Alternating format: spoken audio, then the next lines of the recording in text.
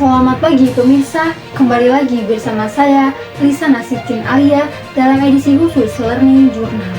Pada pertemuan kali ini, tepatnya pada hari Rabu 16 Oktober 2024, kita membahas tentang evaluasi proses reportase mingguan serta materi sejarah, regulasi, dan kode etik jurnalisme yang dipresentasikan oleh kelompok 2.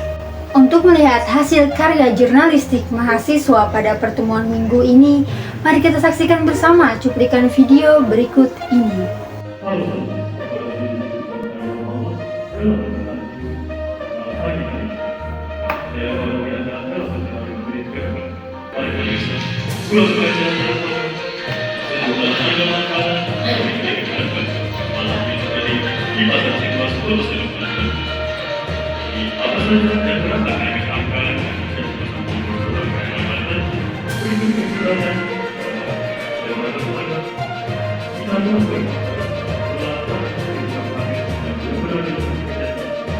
Risa dilakukan di bulan Ramadan, sejumlah harga pangan dan kemudian sama lainnya mengalami kenaikan di pasaran.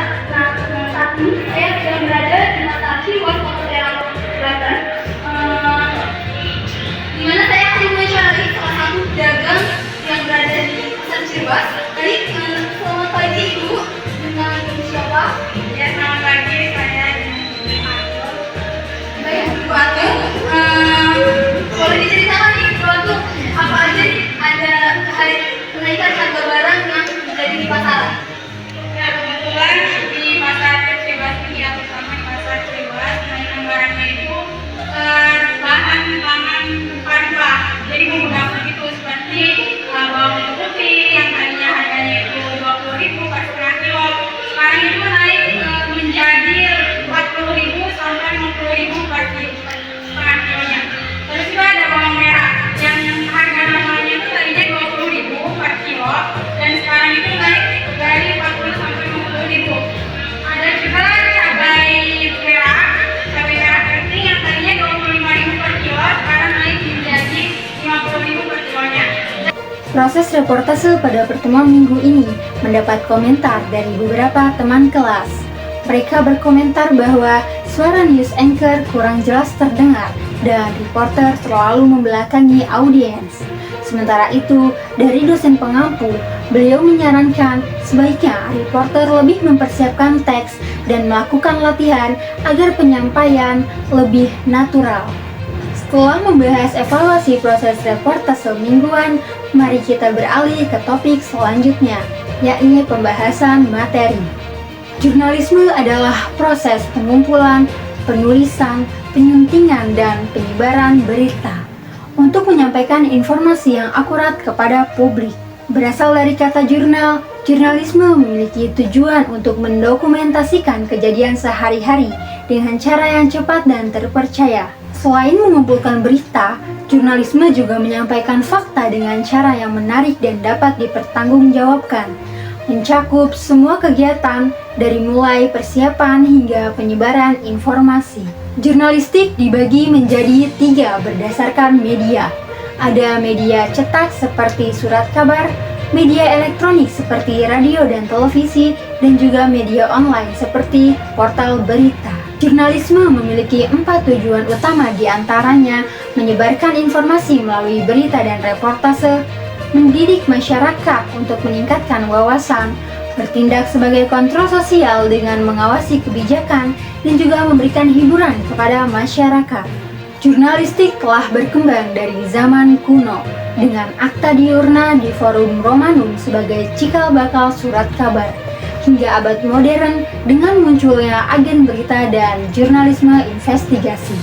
Di abad ke-20, televisi dan internet mengubah penyampaian berita, sedangkan media sosial seperti Facebook dan internet menjadi sumber utama berita di abad 21. Di Indonesia, jurnalistik dimulai setelah penemuan mesin cetak oleh Gutenberg dengan Memories der Noveles sebagai surat kabar pertama. Pers berperan penting dalam perjuangan kemerdekaan dan mendukung politik di era demokrasi liberal. Meskipun kebebasan pers dibatasi pada masa Orde Baru, reformasi berhasil mengembalikannya melalui Undang-Undang Pers Nomor 40 Tahun 1999 yang mendorong media menjadi pengawas dan penyampai informasi yang akurat. Undang-Undang Nomor 40 Tahun 1999 mengatur pers di Indonesia sebagai lembaga sosial yang melakukan kegiatan jurnalistik. Pers berfungsi sebagai media informasi dan pendidikan tanpa penyensoran. Wartawan memiliki hak tolak, jawab, dan juga koreksi. Sementara itu, pers wajib menghormati norma masyarakat. Pelanggaran terhadap ketentuan ini akan mendapatkan sanksi pidana, dan peraturan ini dibuat sebagai pengganti peraturan sebelumnya yang tidak sesuai. Jurnalis harus mematuhi kode etik jurnalistik sebagai pedoman moral dan hukum untuk memastikan media dikelola sesuai dengan peraturan.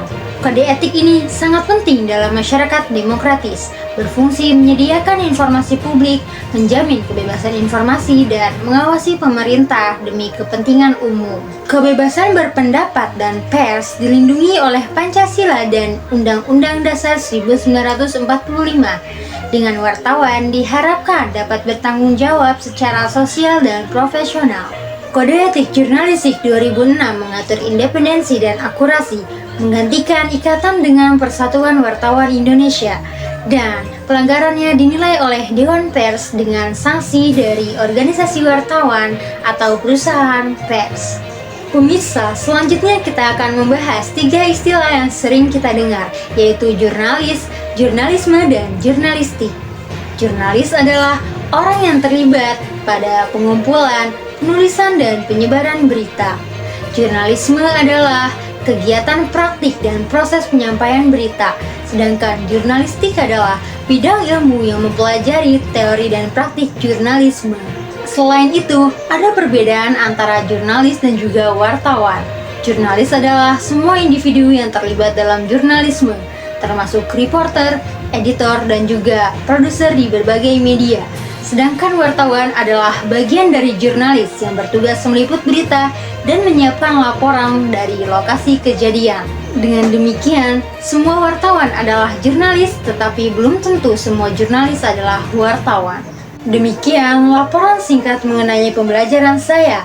Terima kasih telah menyaksikan. Saya Lisana Sidkin Alia, pamit undur diri. Sampai jumpa di video Learning Journal berikutnya.